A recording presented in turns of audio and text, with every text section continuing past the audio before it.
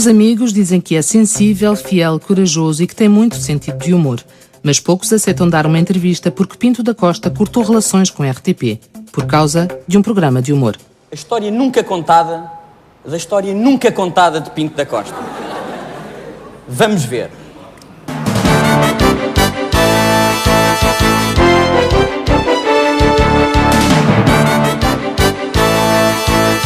Jorge Nuno Pinto da Costa. É este o nome que revolucionou o futebol português. O presidente não gostou e o clube também cortou relações. Eu tenho contrato,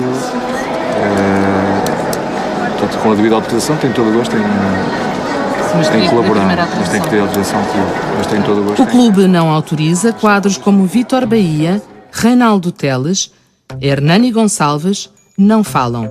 Amigos como Fernando Póvoas e Pôncio Monteiro também não. Os que já deixaram de ser amigos dizem que ele é cobarde, traiçoeiro e que não olha a meios para atingir os fins. Mas também muitos, como António Oliveira, Fernando Gomes, Alexandre Magalhães e outros, recusam falar de Pinto da Costa. Há quem prefira o silêncio, há quem diga que este não é o momento e até há quem confesse ter medo.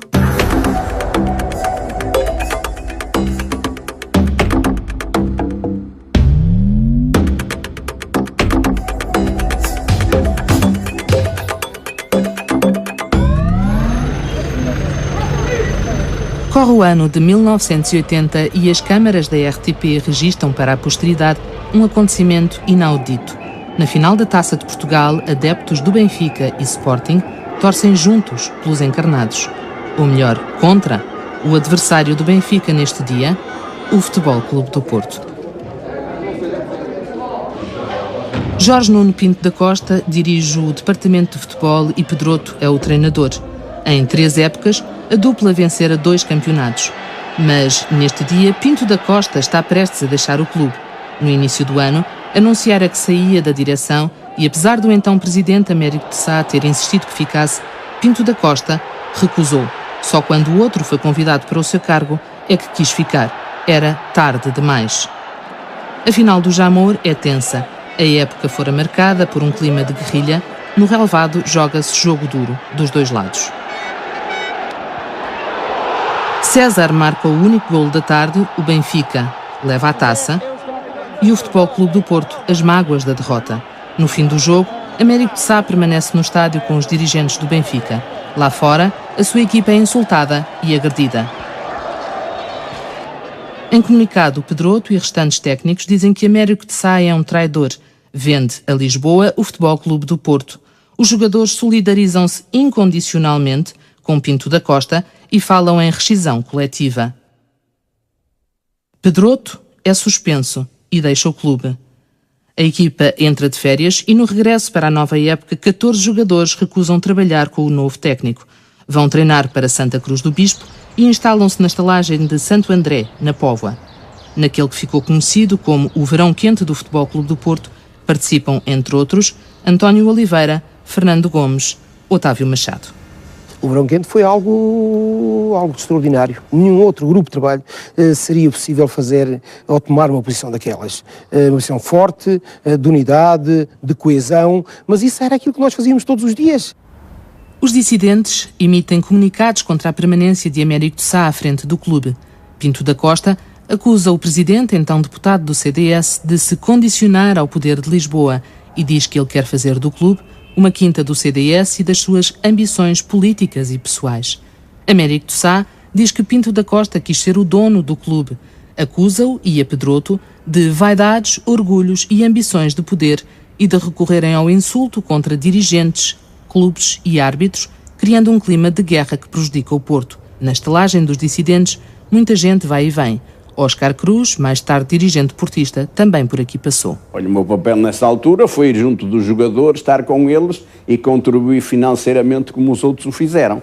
O senhor entrou, enfim, participou e financiou essa greve. Essa greve, exatamente. Dos jogadores, na circunstância de amigo, de apoiante do Sr. Pinto da Costa. Exato, de amigo e de apoiante do Sr. Pinto da Costa, só.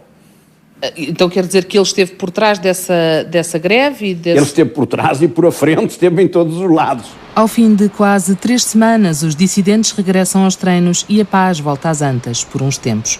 Muita água a decorrer, entretanto, mas a linguagem, os métodos e a estratégia de guerrilha permanecem a imagem de marca de Pinto da Costa. Aí está Pinto da Costa, em primeiro plano, na câmara da TV2. A 1 de março de 1994, o país que anda distraído do poder do futebol acorda para a realidade. Jorge Nuno Pinto da Costa, presidente do Futebol Clube do Porto há 12 anos, desafia o Estado. Motivo, uma repartição de finanças do Porto emitir um auto de penhora do Estádio das Antas. Numa peculiar conferência de imprensa convocada para um pavilhão cheio de adeptos, Pinto da Costa dramatiza. Peço-vos a maior serenidade, porque acabo de ser avisado de que vem a caminho do pavilhão do Futebol Clube do Porto a GNR com o pretexto de que estará aqui uma bomba. Se estiver aqui uma bomba, eu espero que ela exploda. Pinto da Costa ameaça. Enquanto existir esta penhora, o Futebol Clube do Porto não se sentará com ninguém, não dialogará a dívida, nem pagará o tostão dela. Pinto da Costa invoca os deficientes. E a vós que aqui estáis a representar essa secção e aos vossos responsáveis eu quero aqui dizer: penhorem tudo. Os deficientes terão sempre o apoio do Futebol Clube do Porto. E Pinto da Costa recorre abundantemente a um dos seus temas preferidos. O que se pretende atingir é se calhar um dos últimos baluartes do norte do país. É se calhar um dos últimos que se nega a vergar a cerviz ao poder do centralismo cada vez maior.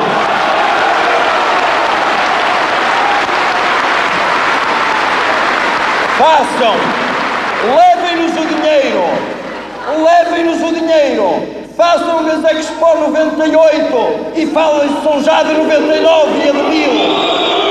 Façam-nas todas, mas há uma coisa que daqui nunca levarão, do norte nunca levarão, da cidade do Porto nunca levarão, do Futebol Clube do Porto jamais levarão, é dignidade. A vitimização do Porto e do seu maior clube face a Lisboa fez sempre parte do discurso de Pinto da Costa. O seu mentor terá sido José Maria Pedroto. O Sr. José Maria Pedroto, nesse aspecto tinha um discurso muito incisivo no sentido de um país centralista e que, de certa forma, não tinha na devida consideração e na devida importância agentes do Norte. Essa estratégia é muito curiosa, porquê? Porque tem, obviamente, a sua dimensão ideológica e de construção de um discurso e de uma identidade portista, mas é também um elemento estratégico muito importante que a direção de Futebol Clube do Porto e, sobretudo, o seu presidente se serviu para gerar uma coesão interna dentro do clube, porque, criando inimigos externos, nós conseguimos maior coesão interna. A outra face deste discurso é a exaltação das virtudes das chamadas gentes do Norte. No âmbito do futebol, obviamente que tudo isto é exponenciado, tudo isto é exacerbado.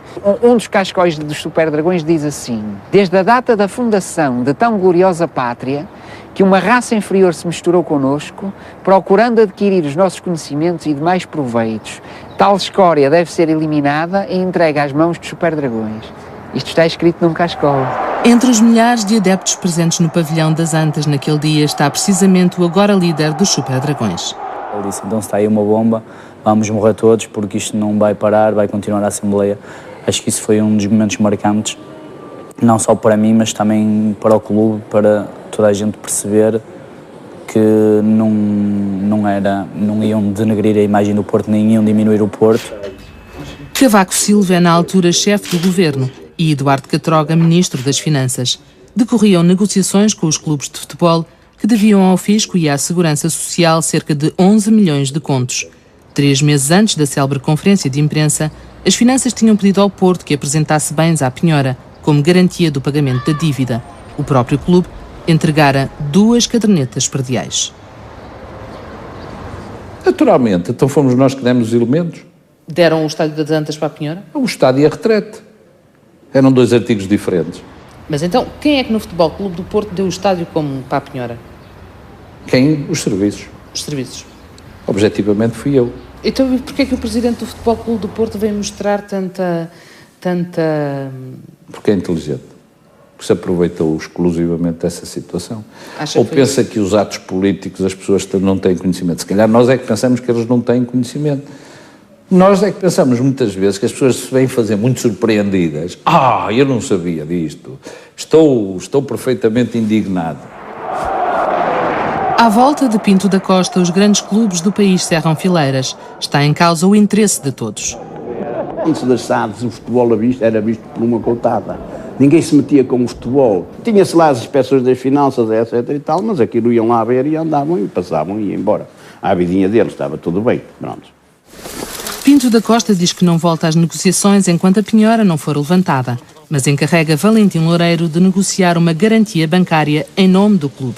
O Major apresenta uma garantia do crédito predial português, pertencente então ao Grupo Tota, presidido por Alípio Dias, na altura deputado do PSD e agora presidente do Conselho Superior da SAD Portista. A penhora das Antas é levantada.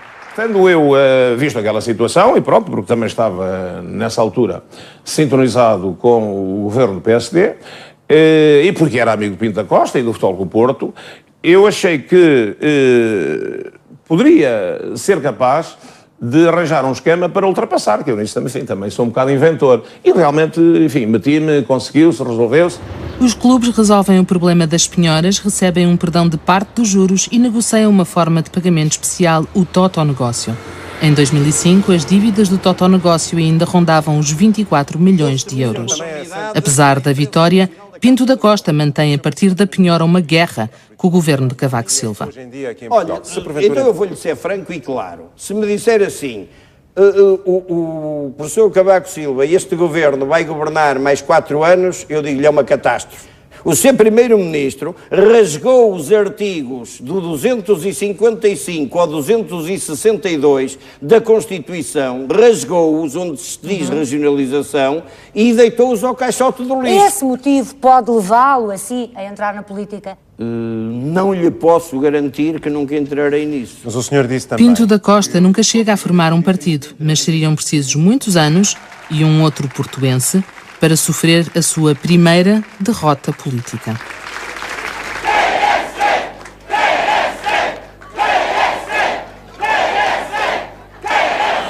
Pouco tempo depois da penhora, arrebenta o caso Guímaro, ou dos Quinhentinhos.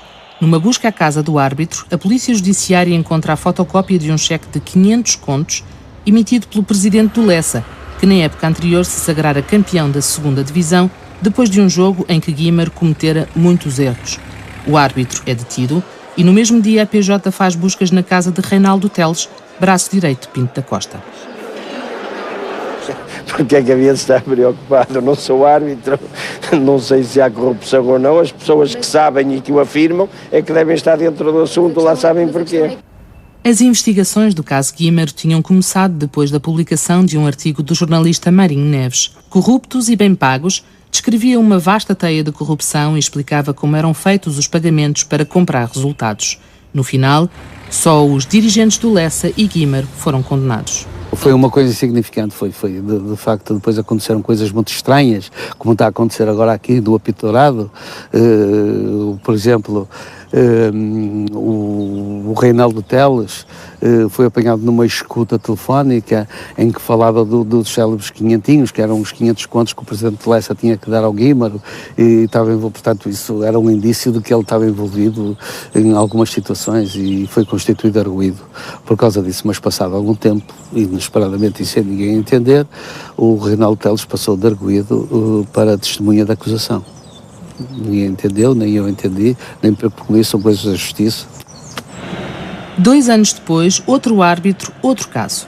Carlos José Amorim Calheiros, conhecido por Carlos Calheiros, faz uma viagem ao Brasil com a família através da agência Cosmos, que tratava das deslocações do Futebol Clube do Porto. A fatura, em nome de José Amorim, é paga pelo clube. Não tenho nada a ver porque é que a viagem foi marcada em José Amorim, se devia ser em José Calheiros, se devia ser em Carlos Amorim. Isso a mim não me diz respeito. O que me diz respeito é que apareceu no Futebol Clube do Porto uma fatura com 3 viagens a 3 pessoas, uma delas era o Sr. José Amorim. E está lá escrito, e a Judiciária tem esse documento. Está lá escrito, não é de agora, é com a data de 2 de outubro de 95, devolver. A Cosmos era na altura detida por Joaquim Oliveira e António Laranjeira, o sócio maioritário que sai da agência depois do caso Calheiros. Eu posso garantir que o Sr. Carlos Calheiros viajou e pagou a viagem que consumiu e comprou na Cosmos. Isso eu posso lhe garantir. Viajou primeiro e pagou depois, mas pagou. E porquê é que saiu da Cosmos? Saí da Cosmos porque achei que incomodou-me toda esta situação. O Ministério Público confirmou ter existido corrupção no caso Calheiros, mas não conseguiu provar que a viagem fora paga em troca de favores ilícitos. Jorge Nuno Pinto da Costa nasceu no Porto a 28 de dezembro de 1937, dia dos Santos Inocentes, como gosta de sublinhar. Bisneto de um conhecido mecenas do Porto e dono do Teatro São João, Honório de Lima, Pinto da Costa pertence a uma família da alta burguesia, aquela que se passeia docemente pela Avenida dos Aliados, tão perto e tão longe do Porto Popular e Operário, que Manuel de Oliveira filmou em Douro, Faina Fluvial, de 1931.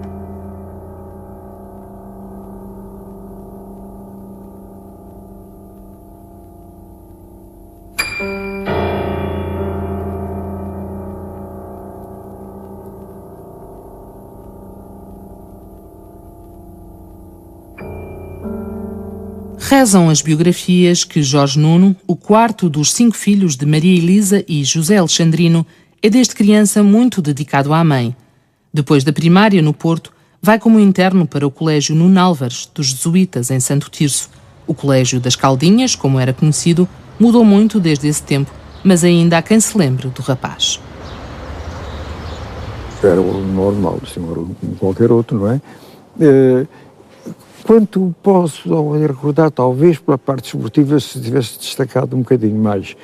Conhecia mais um bocadinho porque a família era a família que era, e a mãe aparecia por aqui, a gente conversava com ela, vinha cá com o seu chofer. Eu, o marido, não conheci.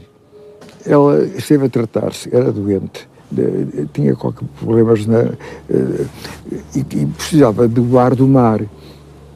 E acho que foi as idas para a Foz, para tomar aquele banho, mas fazia muito, não é? Ias para o beira-mar e tal, então ela ali estava, e ali conheceu um merceeiro de alta roda, que era uma com quem se casou. O marido não tem nobreza nenhuma. É nas Caldinhas que Pinto da Costa trava amizade com José António Pinto de Sousa, mais tarde presidente do Conselho de Arbitragem e agora acusado de corrupção no processo Apito Dourado. Também no colégio conhece Alexandre Magalhães, o grande amigo de Pinto da Costa, que será padrinho do seu filho e dirigente do Futebol Clube do Porto até ao corte de relações nos anos 90. Jorge Nuno não se destaca nos estudos, bem pelo contrário, mas na indisciplina, sim. É expulso das Caldinhas, passa pelo Colégio de Lamego e acaba por completar o liceu no Almeida Garrett do Porto. Nessa altura, já o Futebol Clube do Porto parece interessar-lhe mais do que o resto. Os aplausos da imensa mole de gente que abarrotava as bancadas abrangiam na mesma interminável ovação o Sr. Presidente da República Portuguesa e o Sr. Presidente do Conselho, Craveiro Lopes e Salazar. Os 2 chefes da Revolução Nacional podem orgulhar-se desta jornada comemorativa de 28 de maio de 1952. O jovem Jorge Nuno é um entre os milhares de adeptos que assistem à inauguração do Estádio das Antas. 10 anos depois, inicia a sua longa carreira no clube. Começa na secção de hóquei, passa pela de boxe, onde conhece o então boxer Reinaldo Teles, hoje seu braço direito, chega a diretor das modalidades amadoras e, finalmente, em 76, passa a dirigir o departamento de futebol. Com Pedroto ao lado, operam uma revolução nas Antas. Campeonato Nacional de Aqui a blindagem completa do balneário, as decisões sobre o futebol não passavam a ser naturalmente da equipa técnica e naturalmente com a conivência, com a solidariedade do Presidente da Direção, que era ele também tinha se quiser, a liderança da sua direção e não como aquilo que acontecia no passado, onde as questões do futebol iam a votação. A movimentação por Ademir, da evolução de Alberto. Ademir! Juntos, Pinto da Costa e Pedroto quebram em definitivo um jejum de 19 anos. O Porto é campeão nacional, depois bicampeão nacional.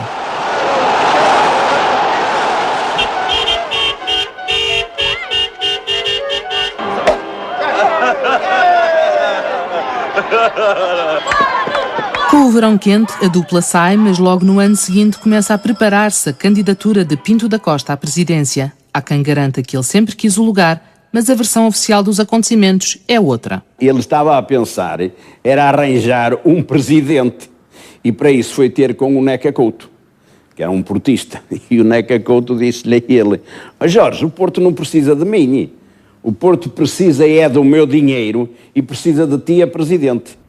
Pinto da Costa alega ter então aceito pôr os interesses do clube acima dos seus e volta-se para o povo portista.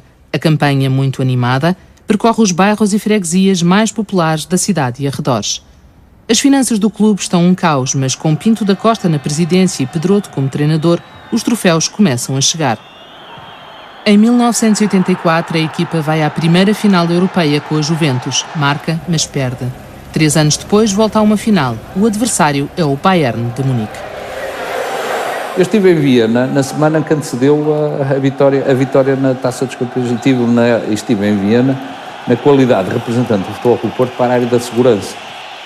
A imagem que eu tinha era que nós éramos uns coitadinhos, nós tínhamos ido lá, sabe, quando se faz um grande concerto de uma grande banda, que depois há sempre aquela banda que vem animar a primeira meia hora, enquanto os outros aquecem lá fora, para pôr o povo contente, para pôr um bocado aos saltos, e depois começa tudo a assobiar, porque querem ouvir a banda, a grande banda, ninguém foi lá para ouvir a pequena banda, e nós éramos uma pequena banda que lá estava, porque aquele jogo precisava de 2 bandas, pronto, e tínhamos calhado nós, pronto, é vida.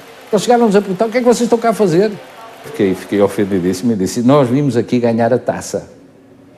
Nós estamos aqui para ganhar. Foi gargalhada geral.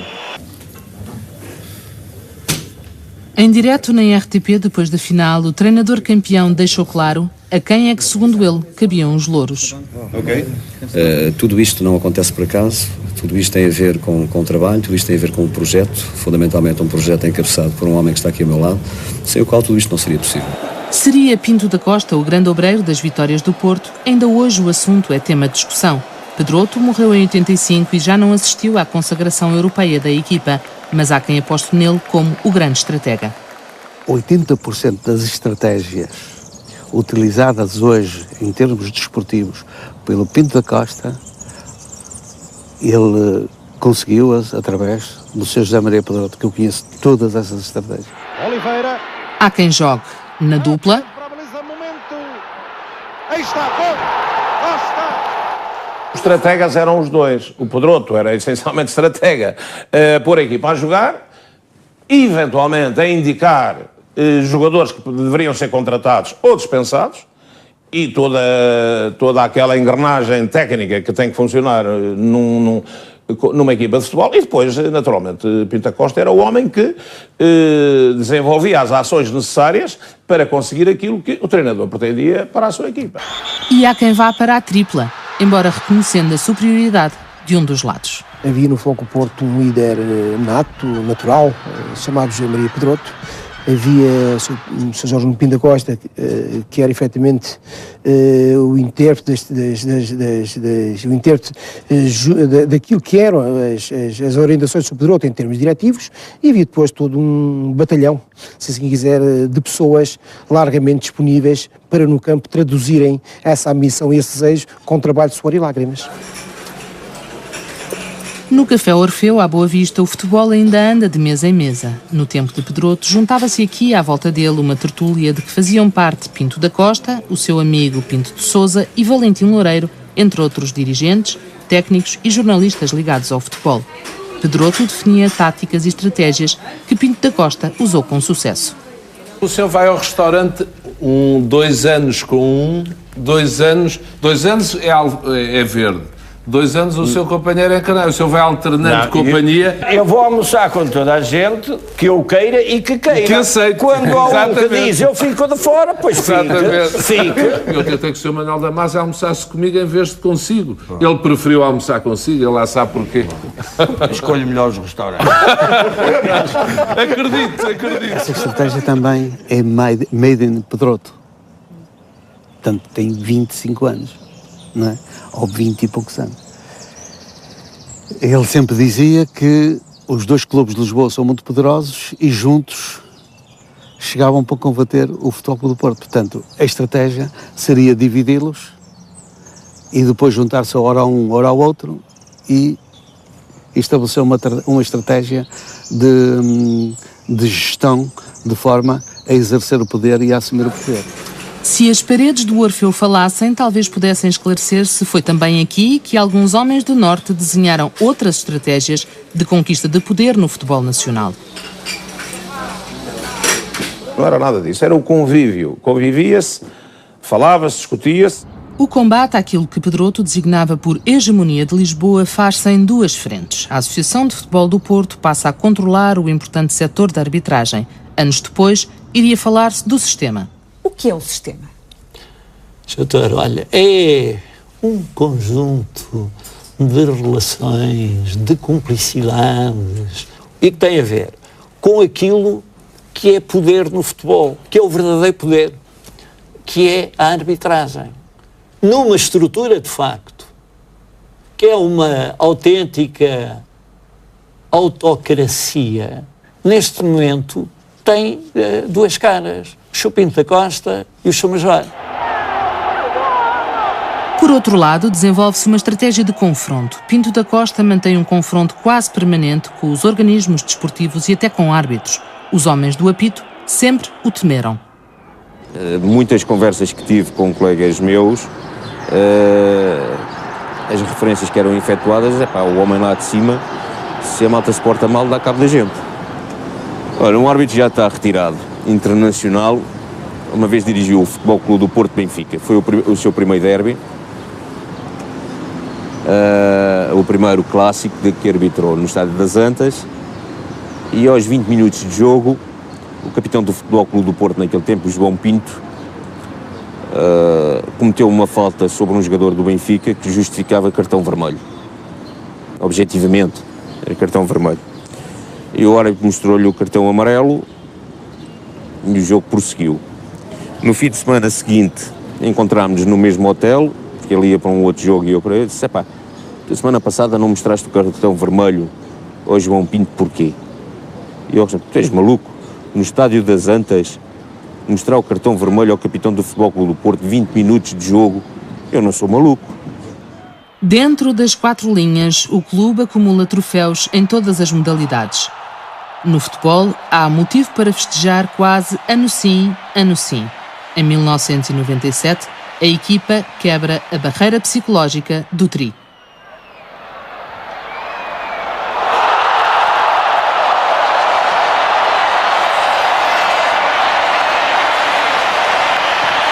O Tri era algo que estava atravessado. Há uns anos atrás o Porto perdeu, salveu na última jornada, a possibilidade de conquistar o Tri, e os adeptos, nesse ano, foi um ano simplesmente inesquecível.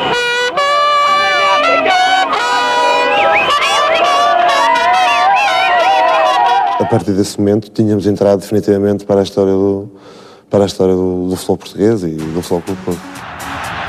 Depois vem o Tetra e finalmente o Penta, nunca alcançado por outro clube português.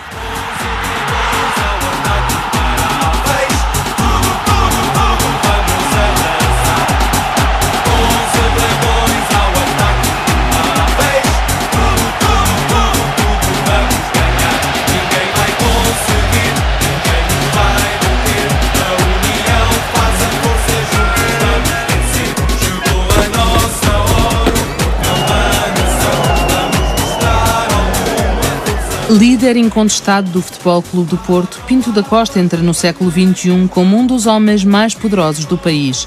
Por modéstia, dizem uns, ou estratégia, afirmam outros, prefere não se assumir como homem de poder. Foi o futebol que lhe deu a força para o senhor poder condicionar o poder? Não sei o que quer dizer com isso. Vem por aqui, dizem-me alguns com olhos doces, tentando que eu os ouvisse. Quando me dizem vem por aqui, eu olho-os com olhos laços. Há nos meus olhos ironias e cansaços e cruzo os braços e não vou por aí. Mesmo que Pinto da Costa saiba apenas uns poemas decorados em meia dúzia de cassetes, como afirmou a primeira mulher, a verdade é que gosta de dizer poesia em privado. Pinto da Costa pode parecer contraditório e é. Os amigos reconhecem-lhe um ou outro defeito. É ser demasiado torrão. Torrão, que é isso? Demasiado casmurro. Mas defendem Jorge Nuno. Os ex-amigos e adversários falam do lado negro de Pinto da Costa. E do amor que há entre Deus e o diabo. É uma pessoa atenta aos problemas humanos. Por consequência, emociona-se com eles também. Influências, jogos de interesses, chamar até si pessoas, cativando-lhes a simpatia, a amabilidade e a gentileza para, de alguma forma, os condicionar. É perspicaz, é determinado, é inteligente e é estratega. E, portanto, é melhor a gente estar-se bem com ele do que se dar mal. É do pior que eu conheci. Não olhar meios para atingir os fins. É uma pessoa extraordinariamente bem-humorada, extraordinariamente boa companhia nesse núcleo restrito.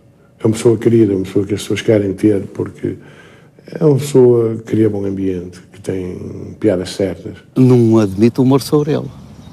Não admite que se brinque com ele. Corajoso. Isso aí.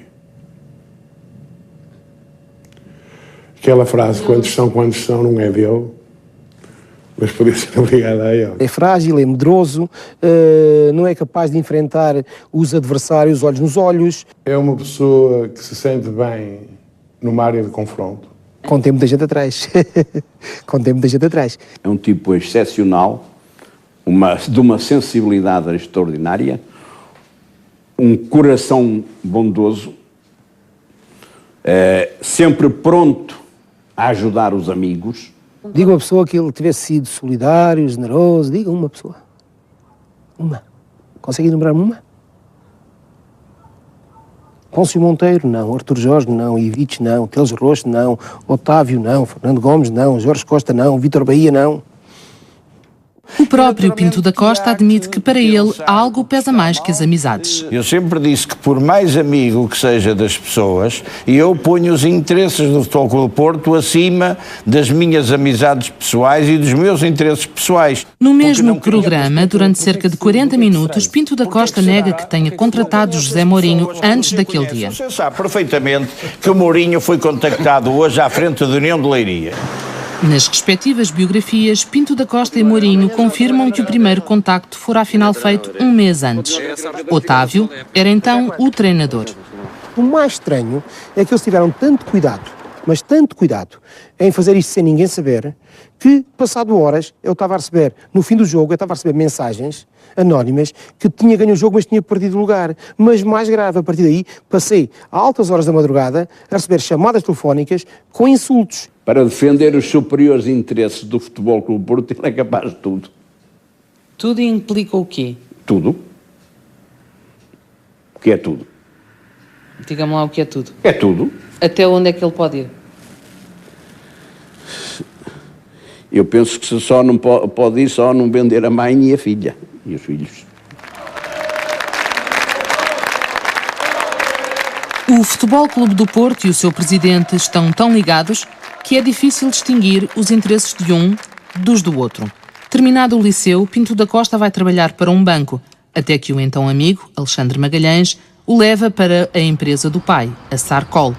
De vendedor de produtos químicos, Pinto da Costa passa a sócio de uma outra empresa, a Segrob, uma firma de eletrodomésticos de um empresário que ele conhecera no Futebol Clube do Porto e que, pela mão de Pinto da Costa, chega a presidente do Conselho Fiscal do clube, até ao corte de relações. Pinto da Costa sai da Segrob, onde nunca parava muito tempo. Manuel Borges sai das Antas. Seguem-se negócios no ramo dos eletrodomésticos, que nem sempre correm muito bem. Uma empresa, a IGE, acaba em falência. Um dos sócios não seria muito honesto, segundo os amigos. Ele entrou para lá com o dinheiro e o gajo bateu a alheta, levou o dinheiro e deixou ficar as dívidas. Pronto. Oscar Cruz, já então dirigente portista, é o sócio que se segue antes de Pinto da Costa assumir a presidência da SAD. Foi o meu sócio aqui assim uns anos também nas firmas, também não trabalhava nelas, que eu é que trabalhava, retirava os ordenados e ia para lá. Pronto. Ele nasceu para o futebol. Não nasceu para gerir? Não. Ele nasceu para ser o homem do futebol que está e que é. Também a vida afetiva e familiar de Pinto da Costa é indissociável do clube.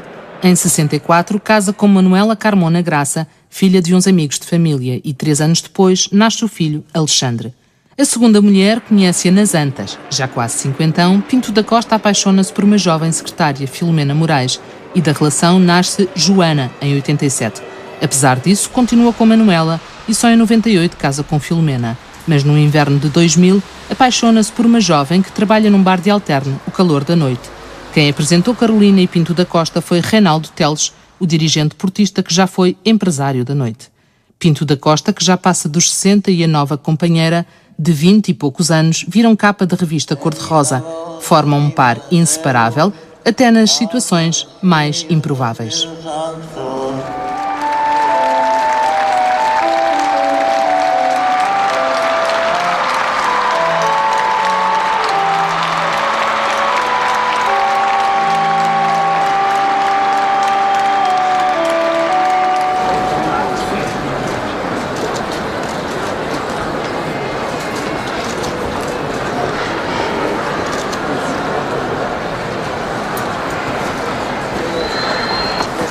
Excuse me.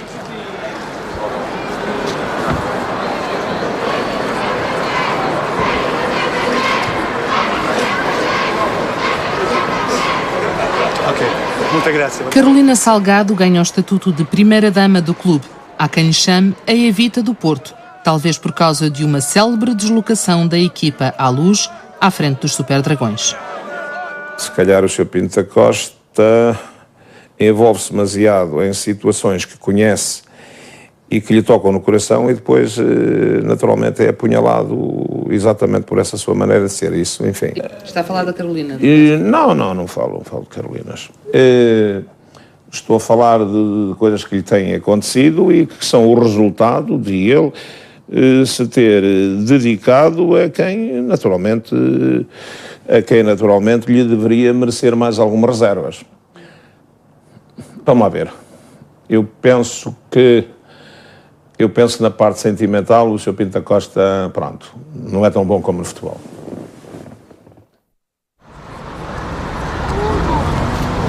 1 de abril de 2007 é dia de Benfica-Porto.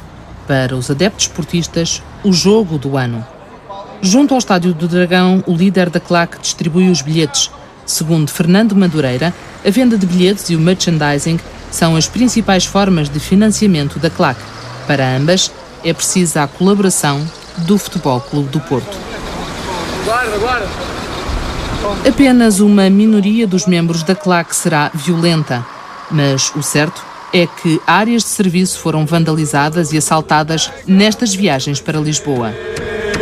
Não consigo controlar, largo tudo para te ver, onde vou jogar. Desde que aconteceram os incidentes, a caravana dos Super Dragões passou a ter escolta policial. Em Lisboa, está montada uma operação de alta segurança.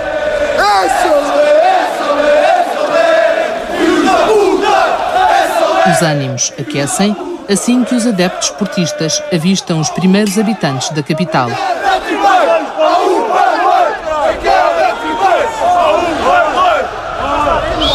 E sobem de tom à medida que a paisagem vai ficando mais vermelha.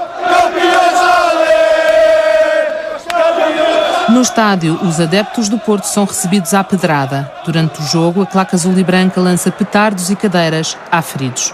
O problema da violência arrasta-se há anos e não é exclusivo dos Super Dragões.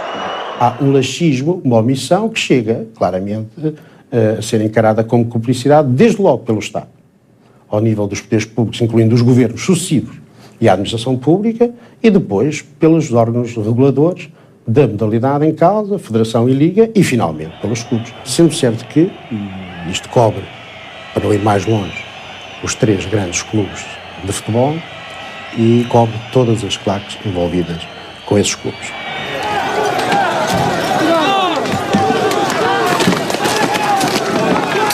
Direções do Benfica e do Sporting já cortaram relações com claques depois de incidentes com terceiros.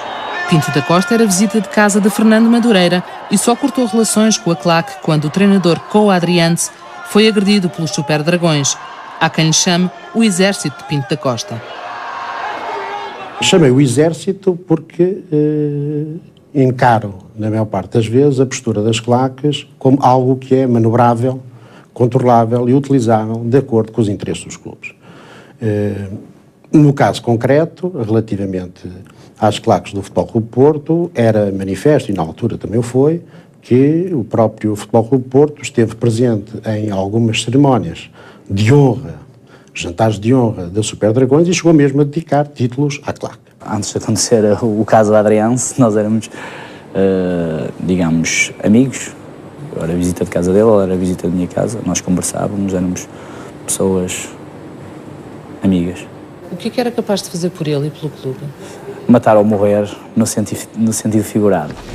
Bem real era a presença da claque à porta do Tribunal de Gondomar quando Pinto da Costa ali foi prestar declarações no âmbito do processo Apito Dourado. Deixa passar, por favor. Se o atacarem a ele, estão a denegrir a imagem do clube e nós fomos lá só como uma demonstração de solidariedade e de apoio para com ele. Não foi uma demonstração de força? Nem. Não. Chegou a dizer-se que a vossa intenção, se ele ficasse preso, era entrarem no tribunal e arrasarem aquilo. Não, isso, nós não estamos no Brasil nem na Argentina, pelo amor de Deus. Isto é um Estado democrático, isso era uma coisa impensável. Coisas impensáveis aconteceram já. Um Porto-Benfica em 91 ficou célebre. Não conseguimos entrar na cabine porque a cabine tinha um cheiro de tal maneira agressivo e intoxicante que não era possível estar dentro da cabine. Tivemos que nos equipar num corredor dos balneários. Depois, no intervalo, naquele túnel do inferno, como eu lhe chamei, porque não foi só naquele jogo, em muitos outros jogos eu sentia pressão verbal, não é? Com empurrões e tudo isso, frequente. Da parte de quem? Da parte do staff ligado ao Futebol Clube Porto. Na véspera do jogo, circulara no Porto um rumor, que veio a revelar-se falso, de que o árbitro da partida tinha viajado com a equipa de Lisboa.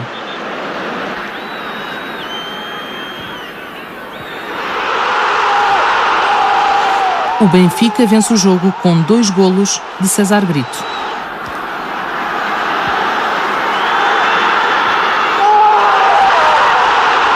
O árbitro não é poupado.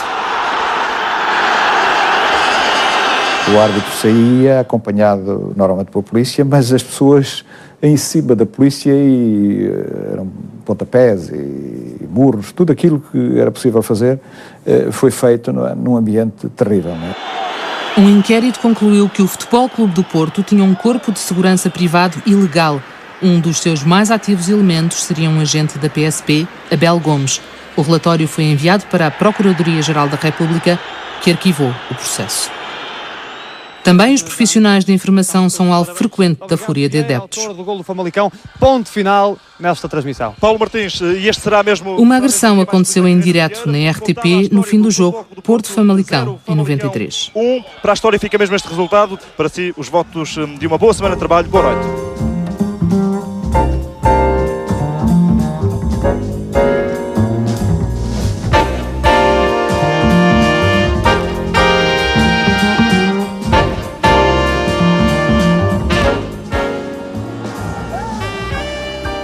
Mais de uma dezena de jornalistas foram intimidados ou até agredidos quando cobriam acontecimentos relacionados com o Futebol Clube do Porto. Os poucos que apresentaram queixa, como Marinho Neves, viram os seus processos arquivados. Imagens lamentáveis, isto não pode acontecer. Há pessoas com medo, eu sinto isso. As agressões a jornalistas sempre foram desvalorizadas por Pinto da Costa ou até motivo de chacota. Há aqui estranhas coincidências, porque as coisas acontecem normalmente lá os ou antes casos ou depois. De jornalistas. Eu tenho aqui alguns exemplos, por exemplo, o Carlos Pinhão da Bola, o Eugénio Queiroz do Correio da Manhã, João de Freitas do Record, Manuela Freitas do Público, Martins Mourinho, José Saraiva, enfim. Olha, o senhor está-me a dar uma boa ideia, vou montar um hospital lá nas Antas, porque com tantos feridos, isso é capaz de ser um bom negócio. Há muitos anos que os blackouts são prática corrente no Futebol Clube do Porto e, em momentos de crise, a relação de Pinto da Costa com a comunicação social é sempre conflituosa. Não vou maçar-vos muito tempo, até porque vocês sabem que temos connosco a comunicação social que esvoaça como abutres sobre tudo o que possa sair da boca do Futebol Clube do Porto.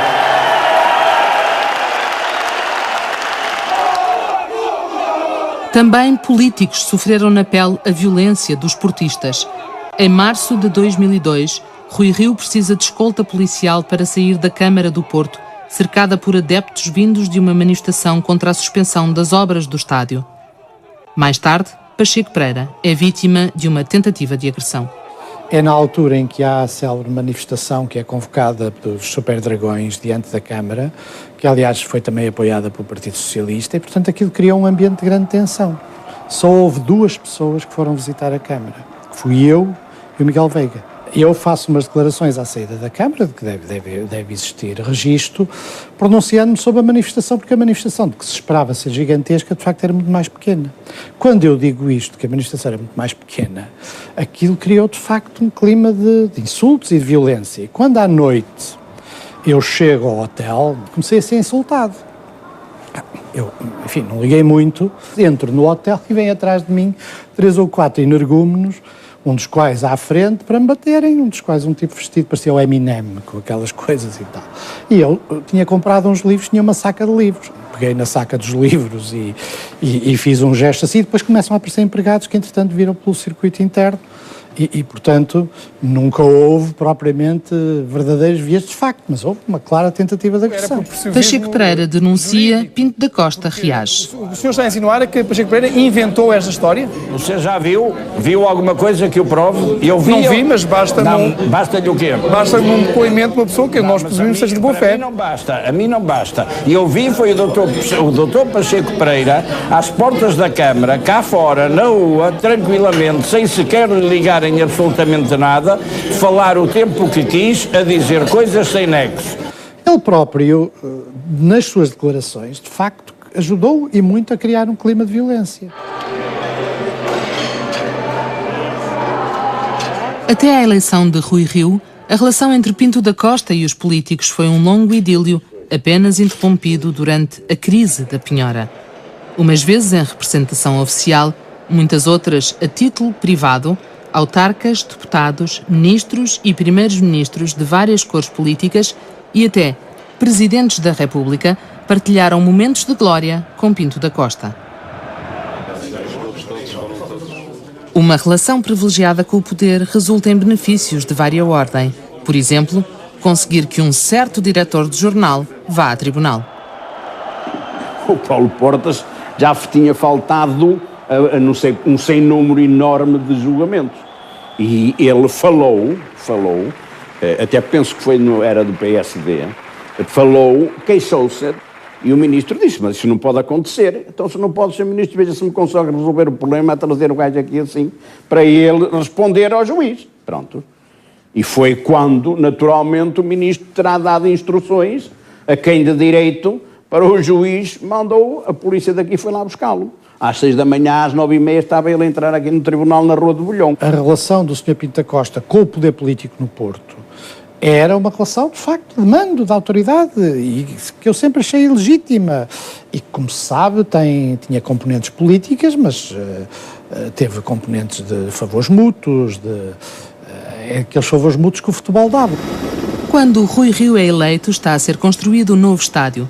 Rio levanta a suspeita de um alegado favorecimento do anterior executivo camarário ao Futebol Clube do Porto, que, graças a uma permuta com a autarquia, ficara com terrenos para habitação, comércio e escritórios. O processo corre ainda hoje em tribunal. Mas a polémica com Pinto da Costa começa quando Rio recusa aprovar o plano pormenor das Antas sem um acordo com a Associação de Comerciantes do Porto, que contestara o plano. Pinto da Costa manda suspender as obras. O único rio que nós respeitamos é o Rio Douro. Os outros não conseguem alagar-nos, nem a conseguem sequer molhar-nos os pés. Eu não vou aceitar que haja atitudes de arrogância e de prepotência. Isso eu não aceito. Os tempos mudaram. Eu disse isto durante a campanha eleitoral. Quem foi democraticamente eleito fui eu e foram os restantes membros do Executivo. É o poder político que tem de decidir e que tem de se impor. Quando o novo Estádio do Dragão é inaugurado, Pinto da Costa não convida o Presidente da Câmara do Porto. Depois, ameaça. Ao Sr. Rui Rio, Presidente da Câmara Municipal do Porto, enfrentarei eu na próxima luta eleitoral para as autárquicas do Porto. 3 anos depois da polémica com Rio, Pinto da Costa entra na campanha eleitoral ao lado do candidato do PS, Francisco Assis. Rui Rio é reeleito. No auge do romance com Carolina, Pinto da Costa atravessa uma nova era dourada. Depois de uma série de desaires, o Futebol Clube do Porto contrata Mourinho e em 2 épocas os Dragões ganham tudo o que havia para ganhar. Basta ver o que era o Porto antes da era Pinto da Costa e neste momento o que é o Porto. E sem dúvida alguma que ele é o grande responsável, foi o grande responsável na altura por essa mudança. E hoje em dia é muito mais fácil para os treinadores e os jogadores chegarem ao Porto e terem sucesso, porque o grande trabalho, o trabalho mais difícil, foi ele que o fez há 20 e tal anos atrás. Mas 2004 é também o ano do apito dourado. Em abril são detidas 16 pessoas, das quais se destacam Valentim Loureiro, presidente da Câmara de Gondomar e então presidente da Liga, Pinto de Sousa, presidente do Conselho de Arbitragem, e José Luís Oliveira, vice-presidente da Câmara de Gondomar e presidente do clube local. O Major e Pinto de Sousa seriam os principais responsáveis por uma alegada viciação das classificações de árbitros, por forma a beneficiar aqueles que ajudavam o Boa Vista e o Gondomar. Corrupção na forma de cumplicidade, corrupção desportiva e tráfico de influências são os principais crimes em causa. Eu acho que nesta fase o pagamento do árbitros já está um bocado ultrapassado. Eles agora funcionam mais através de classificações, porque querem subir, porque quanto mais subirem mais ganham, querem ser internacionais, que depois ainda ganham muito mais. No apito dourado estão também sob suspeita outros clubes, são investigadas relações entre autarquias e clubes e autarquias e empresas. A gigantesca operação, com dezenas de processos, envolve mais de 100 de agentes desportivos. Em dezembro, em vésperas do lançamento da sua biografia oficial, o apito soa para Pinto da Costa. O presidente portista está na Galiza quando a polícia lhe entra em casa com um mandado judicial. O Ministério Público não tem hoje dúvidas de que Pinto da Costa foi avisado da operação. O presidente do Futebol Clube do Porto é constituído arguido por corrupção desportiva e tráfico de influências. Os casos de alegada corrupção dizem respeito a jogos do Futebol Clube do Porto entre 2002 e 2004. Um deles, com o Estrela da Amadora, ficou conhecido por Caso da Fruta e envolve António Araújo, um empresário próximo de Pinto da Costa, que alegadamente seria o intermediário na compra de favores da equipa de arbitragem ao Futebol Clube do Porto, em troca de serviços de prostitutas, designadas em conversas telefónicas por Fruta. Outro caso diz respeito ao jogo Beira-Mar-Porto e envolve o árbitro Augusto Duarte, que na véspera do jogo esteve com António Araújo em casa de Pinto da Costa. Os alegados crimes de tráfico de influências dizem respeito a 2 casos disciplinares. Pinto da Costa e Valentim Loureiro terão exercido pressões para que Deco não fosse castigado por uma alegada agressão ao árbitro Paulo Paraty num jogo Boa Vista-Porto e também para evitar um castigo a Mourinho num incidente no final do Sporting Porto de 2004. José Mourinho diz que foram nervos, mas o Paulinho, nosso roupeiro, que pretendia no final trocar a camisola do Rui Jorge pelo do Vítor Bahia, o Sr. José Mourinho fez isto à camisola,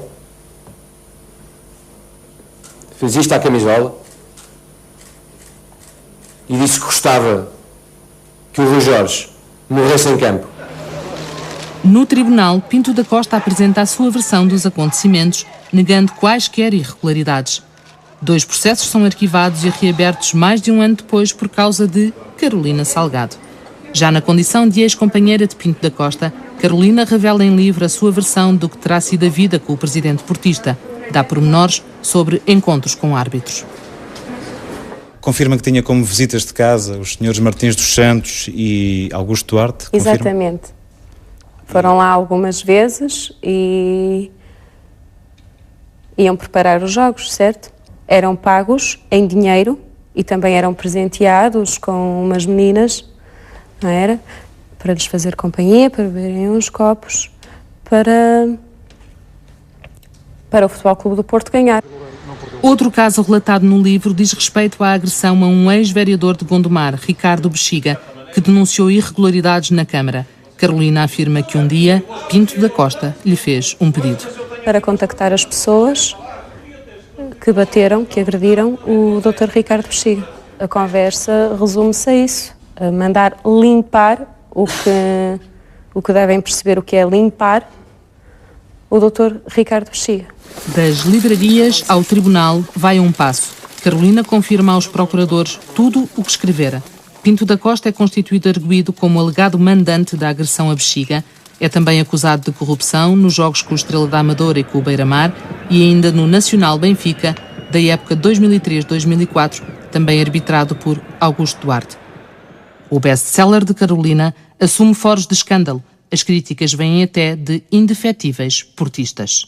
O Sr. Jorge Nuno Pinto da Costa devia ter falado com os adeptos, devia ter falado com os sócios sobre esta matéria e devia-lhes ter pedido desculpa. Mas desculpa porquê? Porque não tem a ver com a vida privada do Sr. Jorge Nuno Pinto da Costa, que essa é do domínio privado. Mas o Sr. Jorge Nuno Pinto da Costa permitiu e propiciou que a sua vida privada entrasse no domínio do clube, ao escolher a pessoa em causa, a senhora em causa, como primeira-dama, por critérios que tinham muito pouco a ver com a razoabilidade do investimento económico, mas também com a razoabilidade do investimento desportivo.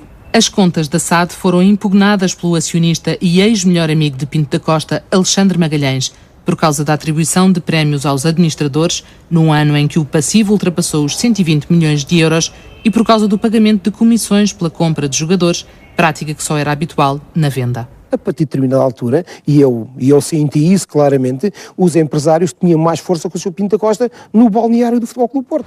As críticas aos administradores da SAD não se limitam à gestão. À volta daqueles que são os grandes líderes, aquilo que acontece é que se começa a confundir a fidelidade com o cortesão. Perante o Sr. Jorge Nuno Pinto da Costa são absolutamente acríticas, mas nas costas do Sr. Jorge Nuno Pinto da Costa são as pessoas mais críticas. E esta tendência que é típica dos cortesãos, como nós sabemos, aquilo que os franceses chamam os jogos de corredor, o jeu de couloir, é típica também de uma instituição cuja liderança se aguenta durante muitos anos. Nos últimos 25 anos, Pinto da Costa anunciou várias vezes que deixava a presidência, mas acabou sempre por recuar. Nos últimos 25 anos, afastou sempre todos aqueles que se perfilavam como eventuais sucessores, transformando-se no próprio mito do clube. Ao fim de um quarto de século de poder absoluto, há um deserto à volta do presidente portista.